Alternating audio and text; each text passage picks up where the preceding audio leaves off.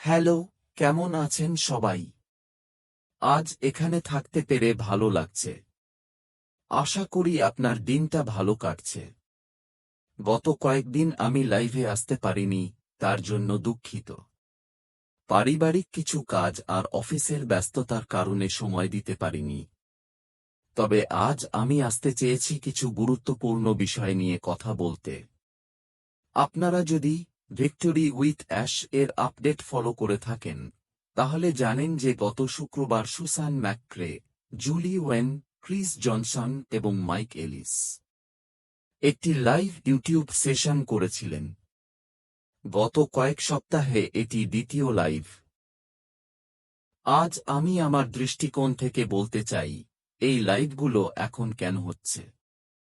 আমি অনেক দিন ধরে এই প্ল্যাটফর্মে আছি, এবং আমি সব সময় লক্ষ্য করি বাইরে কি ঘটছে। আমি একটা বিষয়ে লক্ষ্য করেছি, সবাই না হলেও কিছু মানুষ এখনো ঠিকভাবে শুনছে না। কিন্তু ব্যবসায় সফল হতে হলে আমাদের অবশ্যই অন্যদের কথা মনোযোগ দিয়ে শুনতে হবে। আমি আজ লাইভে এসেছি কিছু বিষয় পরিষ্কার করার জন্য। আমি দেখছি অনেকেই এখনো পুরনো বিষয়গুলো নতুনের সাথে মিশিয়ে ফেলছে।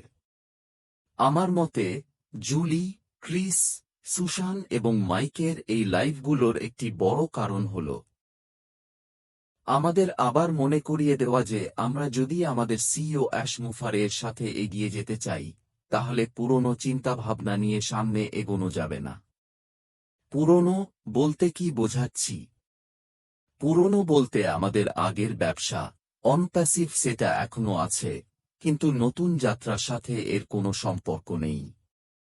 আমি এখনো অনেক গ্রুপে পুরনো নাম ব্যবহার হতে দেখি। অনেকেই এখনো লাইভের চ্যাটে পুরনো ব্যবসার কথা বলছে। এমনকি অনেকেই পুরনো লোগো ব্যবহার করছে নতুন প্ল্যাটফর্মের সাথে। আবারও পরিষ্কার করে বলি, এটা সম্পূর্ণ নতুন। পুরনো কিছুই নতুনে নিয়ে আসা হবে না। আমাদের পুরোপুরি পুরনো সবকিছু ছেড়ে দিতে হবে, আমাদের চিন্তা, কাজের ধরন, সবকিছু। আমরা এখন নতুন ব্যবসার জন্য প্রস্তুতি নিচ্ছি।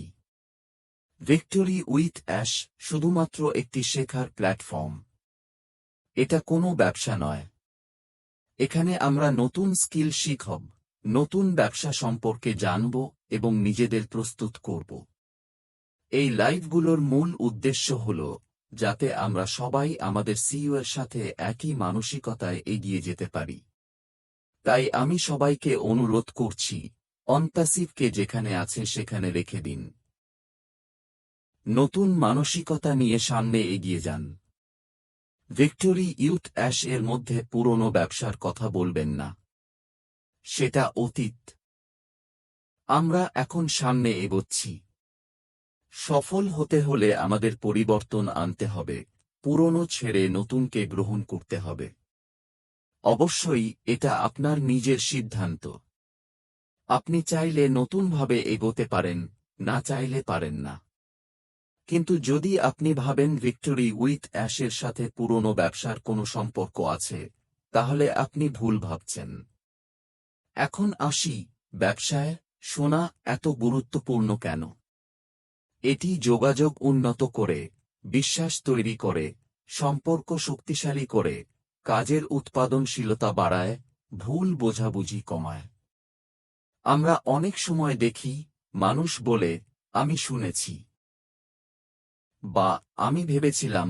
এই ধরনের ভুল বোঝাবুঝি এড়াতে আমাদের মনোযোগ দিয়ে শুনতে হবে।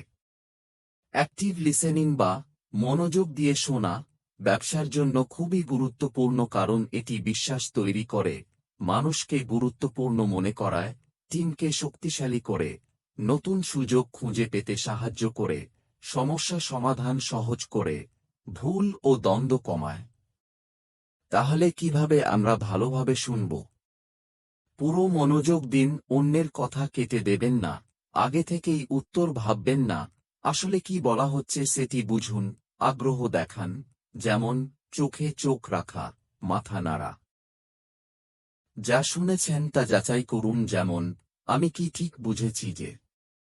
প্রশ্ন করুন, যাতে আলোচনা গভীর হয়। সবশেষে শুধু শব্দ শোনা নয়, বরং আসল বার্তা বোঝা খুব গুরুত্বপূর্ণ। যদি আমরা এটা করতে পারি, তাহলে আমরা একটি সফল, সহযোগিতামূলক এবং শক্তিশালী ব্যবসায়িক পরিবেশ তৈরি করতে পারব। আমাদের সবার সফলতার জন্য যখন তথ্য দেওয়া হয়, তখন সেটি মনোযোগ দিয়ে শোনা প্রয়োজন। এখন যা হচ্ছে, আমাদেরকে নতুন তথ্য দেওয়া হচ্ছে। তাই আসুন আমরা নতুনভাবে শুরু করি।